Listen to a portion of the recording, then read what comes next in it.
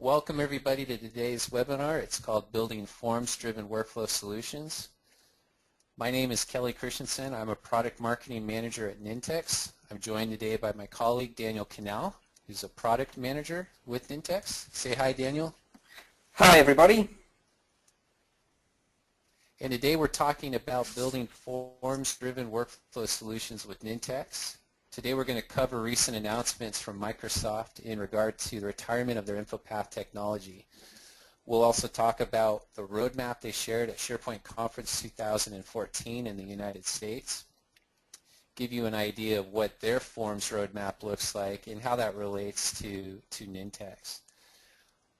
We'll talk about building workflow solutions, people, process, and content, and also talk about how the form plays as an interface for workflow. We'll have a demo of our software and then we'll wrap up with a Q&A. With that in mind, I'm going to pass it over to Daniel, and Daniel's going to talk about the announcements that Microsoft made in regard to InfoPath as well as what they announced during SharePoint Conference. Daniel, go for it. Thank you, Kelly. Okay, so after the release of InfoPath 2013, which had very little new functionality, there were, of course, suggestions that Microsoft was planning to retire InfoPath. There was a fair bit of talk about that possibility, and it made some sense with them having, for all intents and purposes, stopped investing in the product. At the end of January, the SharePoint and Office community was hit with this not completely unexpected news. It was announced in the Office blog, and the main points there were, well, any shadow of a doubt was gone. Microsoft announced that they were retiring InfoPath and investing in new forms technology. Interestingly, across SharePoint, Access, and Word. So Word was particularly interesting there, and had a lot of people thinking about what was planned there. They made it very clear that InfoPath 2013 was going to be the last release of the desktop client, and it was going to also be the last release for InfoPath Forms services in SharePoint Server 2013. They left that announcement with a bit of a teaser, saying that they would provide more details on the future of Office forms later in the year. And it wasn't really clear at that point when that later would be, though there was an announcement of an InfoPath roadmap session that was going to be held at SharePoint Conference in March, so just a few weeks ago. The name of that session changed a little bit, and it became all about the future of forms technology for Microsoft. So we were asked what we thought about all of this. We thought it was great that Microsoft were looking to address the gap that they had sensed that InfoPath was leaving in the SharePoint space, and we were very pleased to see that they were going to make a clear announcement about that future at SharePoint Conference. So at SharePoint Conference, they announced really what their view of the forms landscape for Office was going to be. And it really makes a lot of sense from their point of view to put it out this way. They outlined a few different form types that fit quite well with their offerings or their planned future offerings, and talked about how those would be used for data capture in a SharePoint and Office scenario. I'm going to run through those because they are worth exploring in some more depth. The first they talked about was surveys, and quite specifically Excel surveys. Now, Excel surveys is a currently existing technology. It's already there in SharePoint Online, for instance. You can right-click and create an Excel, not right-click, but create an Excel survey, which spins up an Excel spreadsheet, and a web-based form front end that populates that spreadsheet. So the idea being that Excel surveys will give you a URL that you can point people to, and anyone who goes to that URL will be presented with a form that they can fill in, and as soon as they hit submit, that data adds another row to an existing spreadsheet. And it's quite a nice lightweight way of getting data into a spreadsheet from a whole lot of different contributors. And they demonstrated that at the session, and it demonstrated really quite well. As far as the form itself, there was some level of customization available to the users, but it wasn't a complex kind of form. So the idea there is the design time would be in Excel Online with Excel surveys and could be completed through the web. So that's currently available now. The next kind of form they spoke about was what they were calling list forms, and they specifically meant SharePoint list forms. They've been doing some investment into this area, again recognizing that many people were using InfoPath to customize the interface for SharePoint list forms, and they recognized that they were going to need to fill that gap with something. They demonstrated a new bit of technology that's not released as yet that they had codenamed Fossil, Forms on SharePoint Lists. Essentially what they were offering there is something very similar in look and feel to Access. The idea being that in a SharePoint list, as well as having a list view, you'd also be presented with a details view. And that details view would have a form presentation available. Now with that form presentation layout was somewhat customizable in the demonstration that they showed us. You could move fields around into different positions. You could change some colors. You could change the size of fields. It was pretty much limited to that. So their take was that design would happen inside Fossil and completion would be inside SharePoint, so that it would be, if you're adding a new item or editing an item, you could use that form. The offering is not available as yet, and they are looking to release that around mid to late this year. They're also quite actively soliciting feedback from the customer base, looking for any new functionality that people would want for this kind of interface.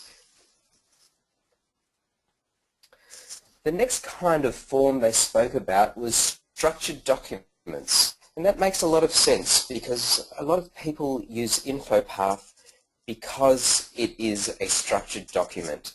The form definition as well as the data is all stored within essentially the one file, and that makes a lot of sense for the purposes of archiving and perhaps even digital signatures.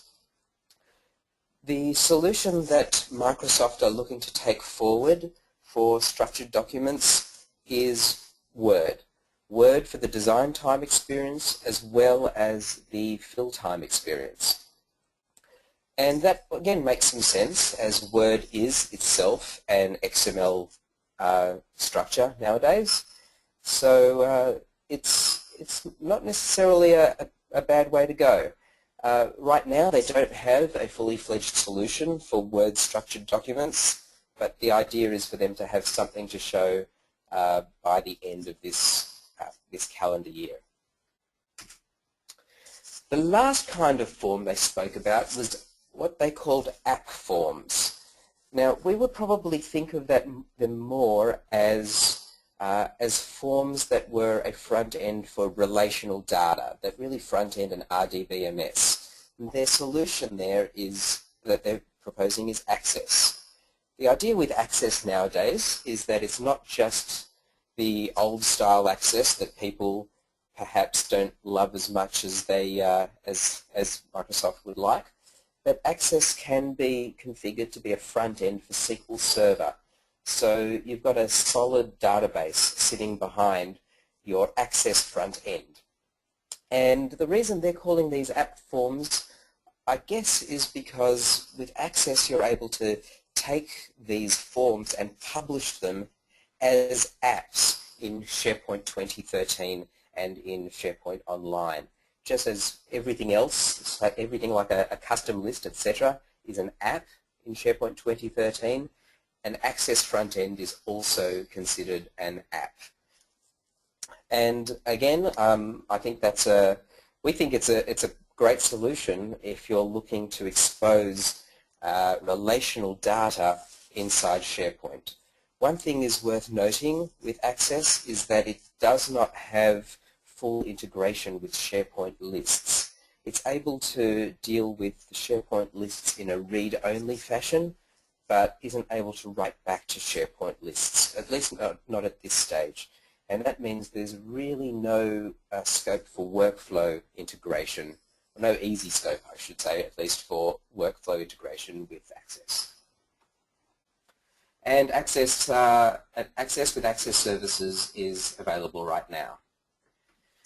So that's what we were presented with at SharePoint Conference, and yeah, we thought it was really good, and we thought it was great that Microsoft were very upfront with their roadmaps and acknowledged the gaps that they knew they were leaving with InfoPath. But the way we see things is perhaps not quite the same as the Microsoft view here at Nintex. We really think that no form is an island, that there's really no such thing as a form with no process behind it. Let me explain our thinking here. If you think about it, what are you or your internal customers really using forms for? Is it purely data collection, or is it in some way, whether big or small, part of a larger process? Is it part of a bigger picture? Does the form, for instance, actually drive an existing process? Or is the form participating in an existing process, responding to something that someone else has already done? Is it possible that there are multiple forms really that belong within the same process? We believe that process is really behind any form, no matter big or small. Most every time anyone is collecting data, it's there for a reason. Something is going to be done with that. So with that in mind, we'll show you what our view really is of the forms landscape. Firstly, we see pretty much every form being not just a form, but a user interface for a workflow. When we talk about business processes, we talk about workflows. So the way we see it is that Nintex Forms has been created from its very outset to be a user interface that is part of something bigger. It may just be collecting data for a list, but we know that it requires perhaps some governance while you're entering that data, but also that data is likely to go somewhere. And then later on, someone's likely to need to access that data for a further part of the process.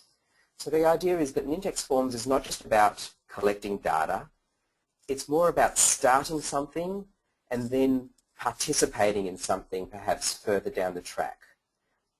Now, essentially what we're talking about there is that the user interface is part of a bigger process. And we talk about Nintex workflow, the product Nintex workflow, as being responsible for the orchestration of that business process. Some of those parts of the business process can be automated. Some of those parts need some human interaction, and that's where Forms comes into its fore. every workflow may not be an island as well. It may be self-sufficient, but it may also need to talk to other lines of business, other lines of business systems, or other cloud-based services. And that's where Nintex Live comes into play. That's our services layer. It allows for integration with other systems outside Nintex and outside SharePoint. That said, there's some merit in Microsoft's categorization of different types of forms. And certainly there are times when automating the process doesn't have a very high priority in the organization, in which case we'd probably call that layer just data UI, data user interface. And in that case, some of those types of forms that they were speaking about there make sense, but they're really different variations on a theme. Fossil is about just getting data into SharePoint lists. Excel surveys is about very simply getting data into Excel, where perhaps it can be more easily analyzed. And Access is about collecting relational data and getting that into an RDBMS. And that's all fine. Now, Nintex Forms, really as a byproduct of the fact that we've created forms that work for workflows and are able to start something, as we said above, we're also there for data UI. So if you need some extra level of customization for simple data collection, then you can use Nintex Forms for that as well. We allow for branding, any other kinds of customization, bringing in some presentation layer logic as well to make sure that you're not just collecting data, but there's some governance perhaps around your data, and that the user interface that you're building is more engaging with the person who has to interact with it. Now that said, I did say earlier that no form is an island, and we'd suggest that even for really simple sort of data UI concepts, it's worth considering whether it might in fact be part of a larger process. Consider something like a survey, where you might think, well, you know, it's only something that I'm going to be doing for this month. The survey's only open then. It's not worth building a workflow for that. And in fact, what would the workflow potentially even do? Well, a suggestion might be, if you consider something like a customer satisfaction survey, for instance, that you might have open for a month, if you're getting some really negative responses, are you likely to want to wait till the end of the month when you do your analysis to be able to act on those? Or would you like them to be flagged to someone responsible in account management or sales to address that sooner rather than later? It might be worth the 10 minutes it would take to build a very simple workflow that notifies someone if a very poor customer satisfaction survey was brought into play. In which case, something like Nintex Workflow and again Nintex Live for further integration if required could play a part. Lastly, we certainly agree that structured documents make sense as a construct. And that's something that certainly Word, we think, is likely to be a good candidate for when that technology is developed. Acrobat certainly is the incumbent when it comes to structured documents and being able to move them around. One thing though, if you are looking at something like PDF as your structured document, it would make sense to perhaps look at someone like one of our partners, PDF Share Forms, to make it even easier to get data in and out of those structured documents and allow them to interact with workflows should that be the case. And certainly, rather than actually build logic into those structured documents. We'll talk a bit more about that later. Lastly, if you've got a lot invested in InfoPath and you want that investment in InfoPath to be extended somewhat, then there are other vendors out there as well that are worth looking at. Someone like Formotus, for instance, who can support InfoPath documents in their runtime. And again, if you are looking at those structured documents and want to integrate them with larger business processes, then Nintex Workflow and Nintex Live are something that we'd certainly consider you have a good look at.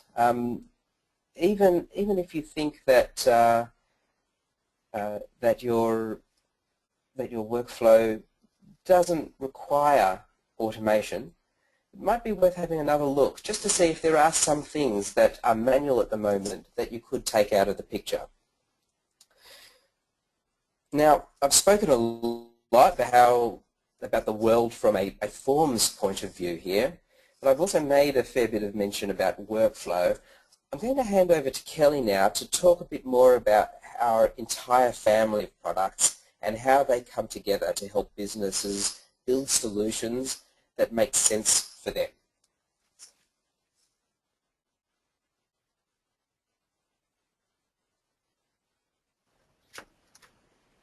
Thanks, Daniel.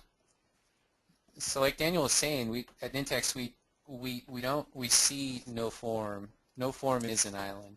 And with that in mind, we think in terms of creating overall workflow solutions that are made up of experiences, processes, and integration.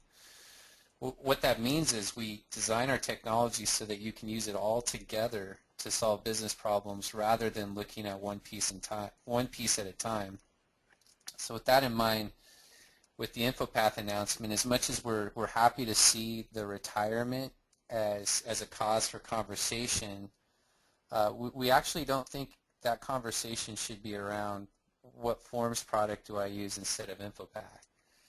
We think those conversations should be more along the lines of what's an other way to approach solutions that InfoPath was once a part of. To Nintex, that approach is workflow solutions. And with that in mind, let's talk about a workflow solution and look at what goes into it. The first thing, the part that the user sees, is they look at documents, they submit forms, they make choices. And just as important is the process itself. That's the part of the workflow solution that does the automation, the deciding, the action. And then finally, data and documents, they've got to come from somewhere, they have to go somewhere. This could include SharePoint sites, databases, cloud services, as well as connecting the line of business applications. We see this as people, process, and content at a very high level, with content meaning any information assets. Architects and others may refer to this as experiences or UI, processes, and integration. We didn't invent this. People have been talking, industry leaders have been telling everyone to do things this way for a very long time. Approaching solutions in this manner makes it easier to create, change, and secure. What we do at Nintex is we make it easy. Nintex Workflow is the designer, the process designer and process manager. Nintex Forms and Nintex Mobile provide the user experiences, or that front end. And Nintex Live makes integrating with many services as easy as drag and drop. So yeah, we're out of the gate, we're ready to talk to SharePoint on day one, but we also can integrate to a whole bunch of document content in a whole lot of different places. Like Daniel mentioned, in various line of business applications such as ERP and CRM. We can also connect externally to different cloud services. And that all takes place with Nintex Live as our integration hub. So our offerings, they help you build workflow solutions or end-to-end workflow solutions. And Daniel and I love to talk about forms, but the idea here is to keep in mind that forms are a piece of a bigger picture. It's the overall solution that matters a lot. But for now, let's drill back down into the user interface part of that. And with that, I'll bring it back to Daniel, and let's talk about forms as a user interface to workflows. Go for it, Daniel. Thank you, Kelly. Okay, well, let me talk a little bit about what we think a form shouldn't do. And certainly some implementations of InfoPath were guilty of of what I'm about to talk about. There are a lot of forms out there in the wild that are more complex than they need to be, and that's because they're trying to do too much at once. If a part of the purpose of workflow is to transform the look of a structured document form so that the right people see what they're supposed to see at the right time, then there's probably too much complexity in the system. And certainly if you're bringing that kind of workflow logic and coding it inside the form itself. If you're building that kind of logic in the form to hide and show or enable and disable fields based on where you are in the process, then we suggest you're over-engineering the form. The form doesn't need to be that complicated. You're trying to build business process into the form itself. So then, once you've got that and you've got it working, you want to do something with that data you're collecting. As we said, no form is an island. You need to promote it somewhere else so that it can be analyzed, for instance, and then have processes that ensure that the data in the document and the data in an addressable form are kept in sync. It can be a recipe for disaster, and we've seen a lot of those sorts of disasters where a form is so complex that it defies alteration or maintenance. People are too scared to even go in and make changes just in case they break it, or the person responsible for all the code behind in an InfoPath form is no longer around, and no one really knows what or how that form should be working and how they can make changes to it safely.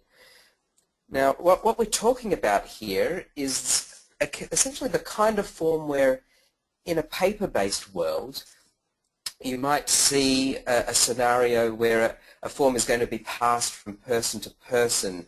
A really good example of that is where you might see office use only at the bottom of a form, and you know that the first person who touches that form isn't supposed to look at that bit. And then the next person in the process may fill out some or all of that. So the implication is that other people are going to be addressing a different part of the business process but still try to use the same form. And that might make sense in a purely paper-based system. But if we're talking about something like a web-based UI, then we'd suggest there are better ways to do it. And we think it's best practice really to look at the problem quite differently. And this would be the way we handle it at Nintex. We believe that the designer of a process should be responsible for looking at all the different ways that a person is going to interact with that process and consider what the right user interface is going to be for each part of the process. You shouldn't show people extraneous fields that they don't need to see, that they don't need to fill in. Don't show data as details when a person might only need to see the aggregate. Don't try to shoehorn a single form to try to serve all of the needs with complex validation and layout logic to try to make it easier for different actors in the process. The way we see it is you've got a different exercise, a different job to be done in the business process.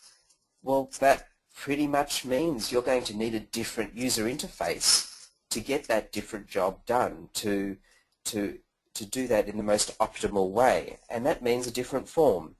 Essentially, as we said, there's going to be two things a form is going to be used for: starting something and responding to something. I'm going to show you what that means in the world of Nintex. Let me open up my instance of SharePoint here. There we go. Just bear with me while everybody catches up. I think the screen's not quite refreshing as quickly as we'd like. There we go. Okay. So this is a very simple example. This is leave requests. For many of you, it may not be applicable. You might have a fantastic HR system that handles all of this, and you'd never dream of doing this in SharePoint. But other people may find this this kind of example more appropriate. But either way, everyone understands leave requests and the way they would work. So we're using that as an example today. Here we've got a very basic list. You can see I've created a few columns there. And if I was to create a new item here, you'll see that I get SharePoint's out-of-the-box form. There's nothing wrong with it. It does the job. It's quite utilitarian. It's pretty plain, but otherwise it's perfectly serviceable. However, if I wanted to do any kind of customization to this, that becomes quite difficult, and I need to get into code very, very quickly. With Nintex Forms, what we do is we're there inside SharePoint. We understand SharePoint. We're right there in the ribbon. And if I click Nintex Forms here, what we're doing is we're getting all of the list definition from SharePoint. We're merging that with a template that we've already got pre-installed in SharePoint. Now this is something that any of you can and should customize for your own organization. It should really be specific to your own branding. This is really your way of recommending or even enforcing branding within your organization. But here, ours is branded Nintex Forms. Okay, so very simply, we've got well, I'd like to say a nicer looking form than the one we had before, and it's got some nice branding on it. But perhaps for our purposes today, I want to make some changes. First thing, let's get rid of that Nintex Forms logo. And let's replace it with the title of this form itself. Drag a label control up here. Give it a bit more room because I'm going to want to make it pretty large.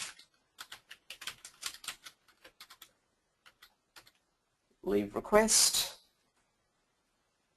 Save that. And I can now make that bold. I can change the font size to, that might be a little big, 24 points. And I can nudge that up a bit. At the moment we've got this snapping to grid. You may not see it very clearly on your monitors, but we've got a pretty fine mesh grid there. I can turn snap to grid off, at which point we've actually got pixel level control over the customization of this form. But I'll keep snap to grid on for the moment. Some other things I might want to do. I don't believe that these two need to be on separate lines, so I'll take the date control, place that up here, take this label and put that up right next to that one there. I want to move all of this up a bit. I don't need that extra room.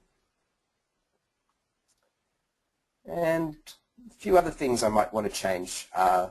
Again, let's make that bold. Change the font color to blue. I think that looks fantastic, so I want all the rest of my fields to look the same. So I can use Format Painter there and do an area select, change all of those, and looks like I forgot one more there. There we go, and I'm pretty happy with the look of that form. That's just fine. One thing though, is with my leave type, that's a drop-down list, and one of those leave types is other. And the way this form is designed is if I choose other, then I want this field filled in. Otherwise, I don't. Well, I need to put a rule in there because I'd rather this field here wasn't even visible unless other was chosen. So I'll just select those two, the label and the field. and I'll add a rule to those. I'll call it hide if not other, and add a condition.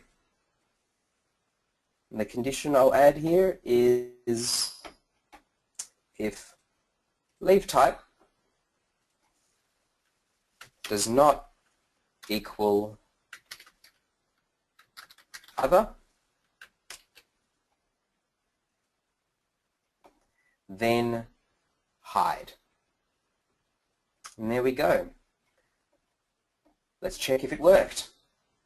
I go into my Nintex Forms tab and hit preview. I can choose which mode I'm going to preview. I'll choose new mode, generate the preview, and at this point our preview actually runs the form and any logic that we've got inside that form. You can see that the other description is not there, and if I do a drop down, choose other, the other description appears and then disappears again. So it looks like it's working. I can test my validation. That's a required field, so it wouldn't let me save. Great, I'm happy with that. I'll publish.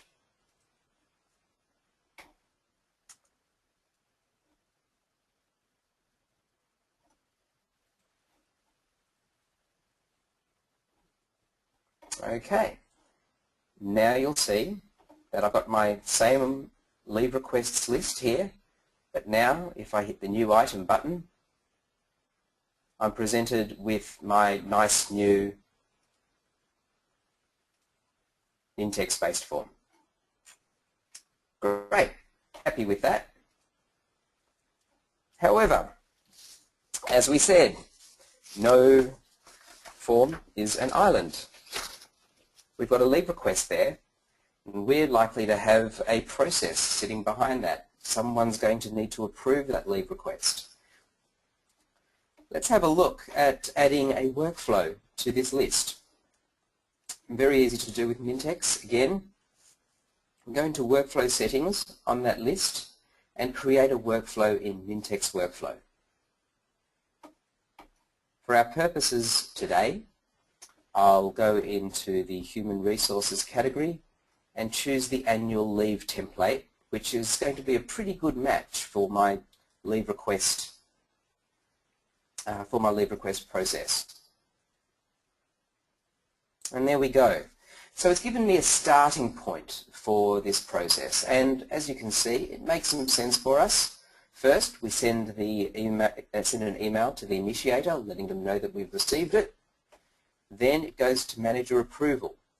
So that's the next person who's going to need to interact with this process. And this is where we'd say, well, this person needs a form. Let's open it up and have a look. Here I can edit the task form, edit with Nintex Forms, and you'll see that we invoke Nintex Forms from within Nintex Workflow. The great thing about that is we understand the context that we were brought in from. So the first thing here is we're presented with the status, as you'd expect, that a manager gets to approve or reject the leave request and can add any comments in there. We also have the ability here to view the workflow in a graphical form. So the manager can actually go and have a look at where in the workflow they are, where in the business process they are. And that might be worthwhile. That's great. Where Nintex Forms really comes into its own here is not just that we can customize this form and make it work for, make it more engaging for the manager, but we can also, as I scroll down, you can see that we've already pre-populated all of the properties of the list item that we're associated with. So we're bringing in the name of the person applying for the leave, the from date, the to date, the leave type, etc. everything that the manager will need to be able to choose whether the application should be approved or rejected. Now, this user interface might not be optimized really for the manager. It might make more sense for us to take the leave type and put that right at the top, then the person's name, and then the from and to date, and under that have the approved or rejected option. And we can do that just by moving fields around and doing whatever we like there. I might just undo those. So that's one level of flexibility there. Now, one other point is that we know that a manager may not be in front of their desk with access to SharePoint at the time. They may be out on the road, and it might make sense for them to still be approving or at least reviewing people's leave wherever they are. Our mantra really is, we say workflow for everyone, everywhere, and we mean it. We believe that forms really need to be where the user is. So with that in mind, you can see that, yep, this is our desktop version of our form. But what if we want it to be visible on a smartphone? If you've made SharePoint available to people on mobile devices, this form's not going to look great on a phone. But with a single click, I can take all of that data and create a phone-optimized version of that form. And as you can see, all of those details are there as well. And that's great for that sort of small form factor. The next level is that we can also create versions for our Nintex mobile app as well. We haven't talked a whole lot about the Nintex mobile app today, but the idea with the Nintex mobile app is I can take this form, I can publish it so that it's optimized for our Nintex mobile app as well. And that means that if you've got the Nintex mobile app, which is available currently for iOS and for Windows 8 as well as Windows 8 Phone, and Android is coming soon, if we publish any of our forms to the Nintex mobile app, then those forms are going to be available on that app without someone having to get into SharePoint in the first instance. So the idea being that if you've got something like a leave request form, well, that's going to be available to you on the app in the Forms section of that app. However, if you're being asked to participate in a workflow,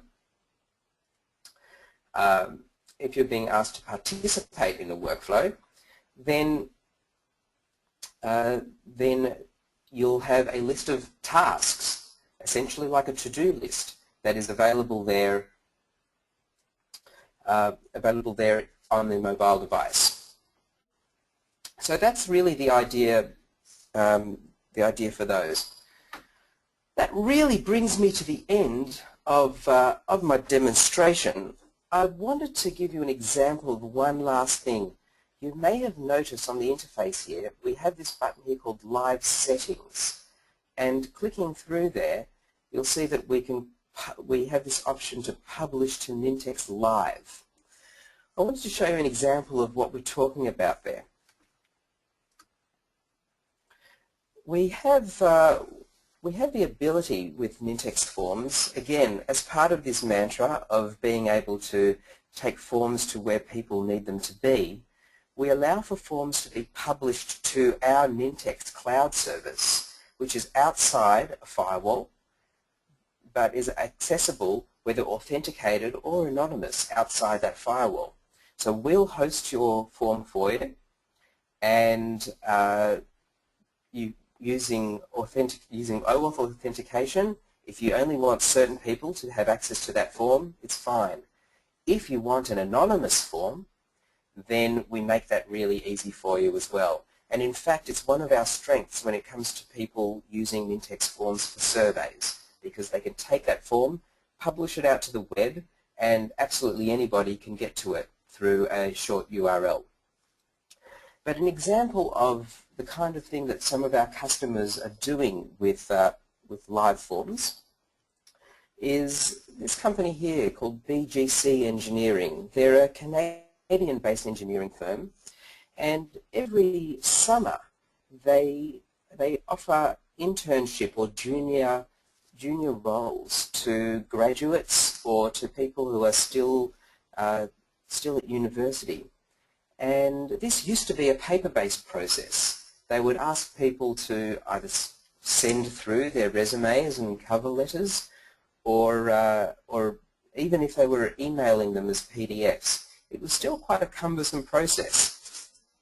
What these guys did is they took the key data points that they wanted filled in, created a Nintex form on a SharePoint list. They dressed it up a bit with a bit of CSS, and this area at the top is a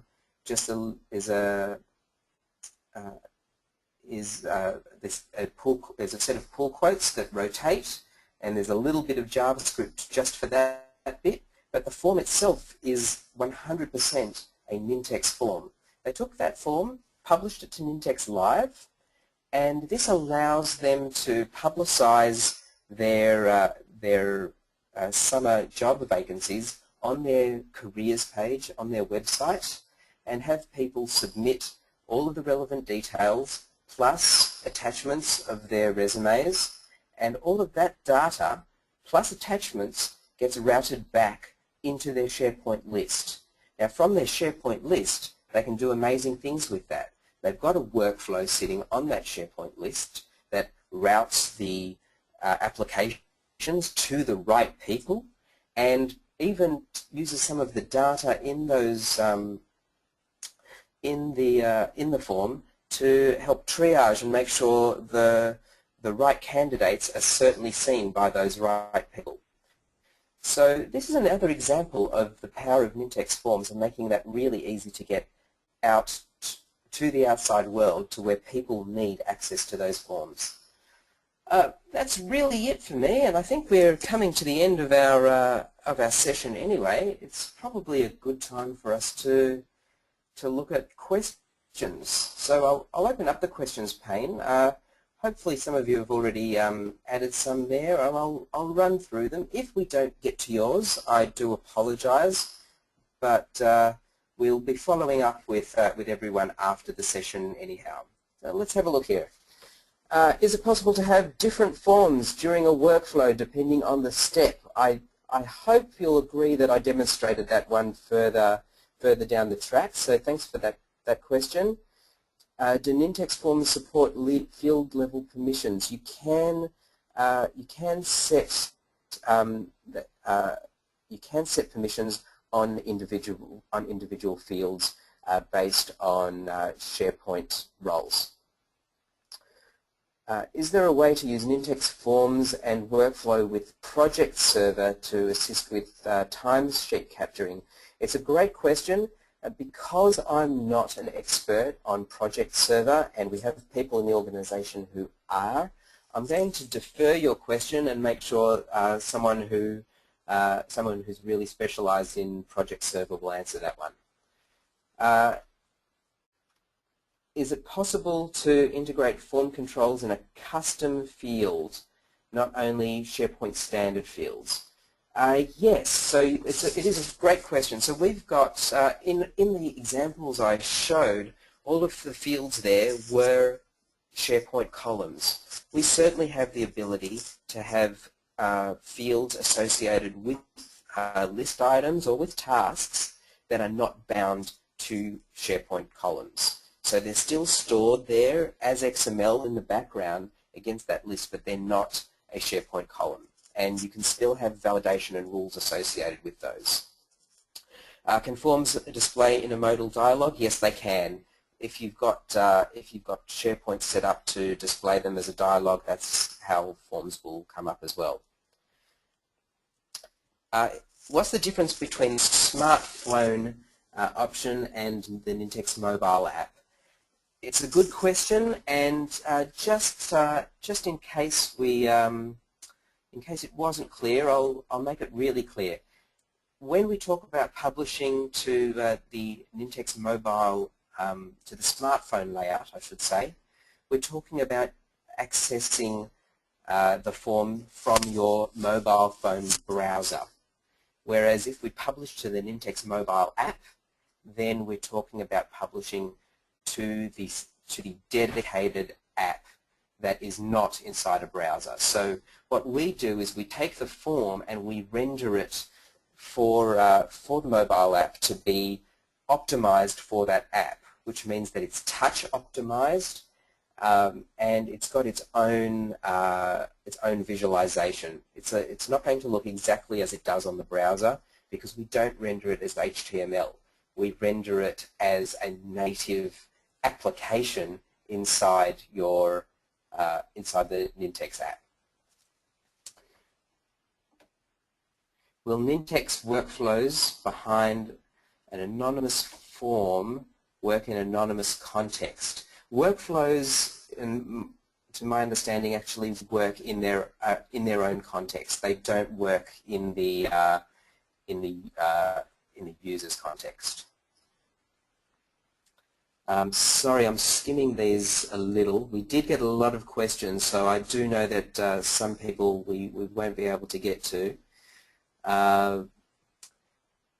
Can you use repeating tables in Nintex Forms? So that's something I didn't get a chance to show, but the answer is yes. You may have seen that in the on the left-hand side of the interface, and in fact I might even tab back there.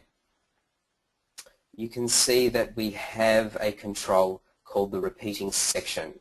So we do allow for repeating sections in a form, and they can be laid out in a table form.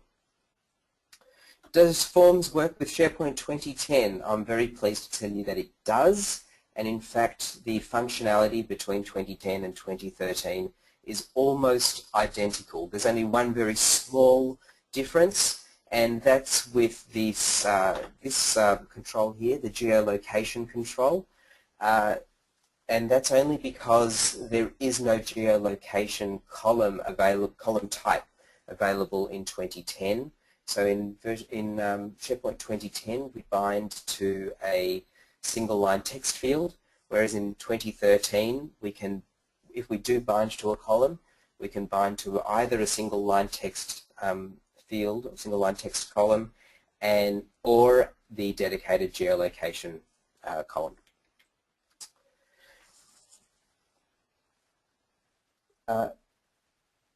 Does Nintex, is there a change view option as there is in InfoPath? No, we don't really have that concept of changing view, and that's really because rather than change the view for the role, we change the form based on where it is in the process. That said, if you do want to build some logic into your form to change what is and isn't visible based on some logic, you can do that with the rules capability that I demonstrated earlier. How easy is it to automatically append external data, e.g. from Active Directory, to Nintex Forms fields? So if you're looking to, we have a people picker capability which does look at your user, which picks up users from user profile, which you can have linked to Active Directory, and in the near future we'll have the capabilities to do lookups on your user profile, on user profiles, to be able to bring back other data from your SharePoint user profiles. Wow, lots of great questions. Thank you very much for this. How do we handle different screen sizes or resolutions for different smartphones? The truth is we don't try. What we do is we say, well, we don't want to overly complicate the way that the burden on the designer, and we don't want to try and make best guesses.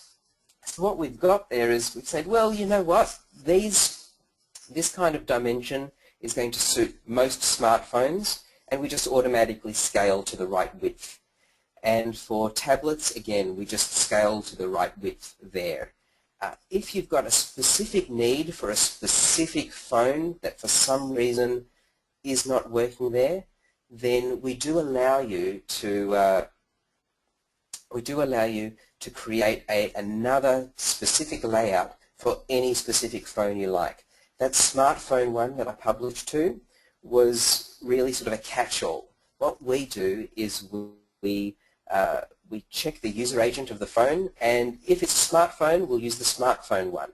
However, if we've got another layout that has a more specific user agent that fits that device, then we'll use that one first, and the smartphone becomes the fallback if we don't meet it.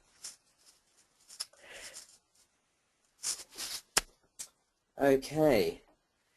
Right, the workflow templates that I showed earlier, are they out of the box or did I create them for the demo? They are out of the box, I'm very pleased to say, and there's some really good stuff there.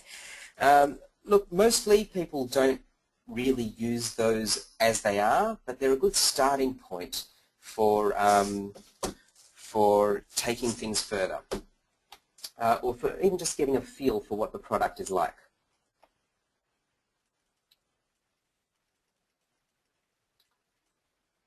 Okay, is it possible to call web services REST API directly from Forms? Great question, and it's something we don't offer just yet. And the main reason for that is architectural. All of our forms, because our forms are client-based, and most of the requirements of people who want to call web services or REST APIs are that they are going to be authenticated. So we can't really have credentials sitting there on the client. What we do allow for, and again, most of the time, what people are looking for when they're looking for web services or REST APIs is being able to access other line of business systems directly from the form. And we do have a solution for that. We work with, we use BCS in SharePoint essentially as the broker between Nintex Forms and external data. So if you've created an external content type using BCS or an external list, then we can integrate with that. And I know that BCS, certainly in 2013, can expose OData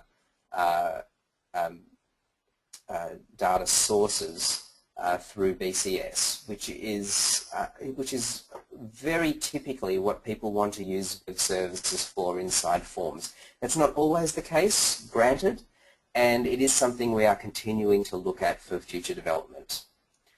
I think I've pretty much only got time for one more question, so I do apologize again for everyone I didn't get to. Are cascading drop-downs possible? Yes, they are.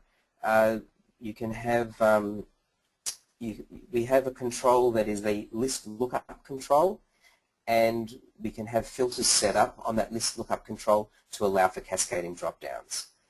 And I think that that might be it. Again, I do apologize for everyone who I didn't get to, but thanks again. I'll hand back over to Kelly, and I think we'll wrap up. Great, thanks Daniel. All right, we're at the top of the hour. Thank you everybody for joining us today. If you have any questions, please send us an email at info@nintex.com, or if you are a customer, contact your territory manager. Like Daniel said, we will go back through all the questions and get those questions answered for you as soon as possible. So don't worry if you had a question in the queue, we will get to it for you. Thanks again for joining us, and we look forward to seeing you next time. Thank you. Thanks, Daniel. Thank you, Kelly, and thank you, everybody. All right. Goodbye.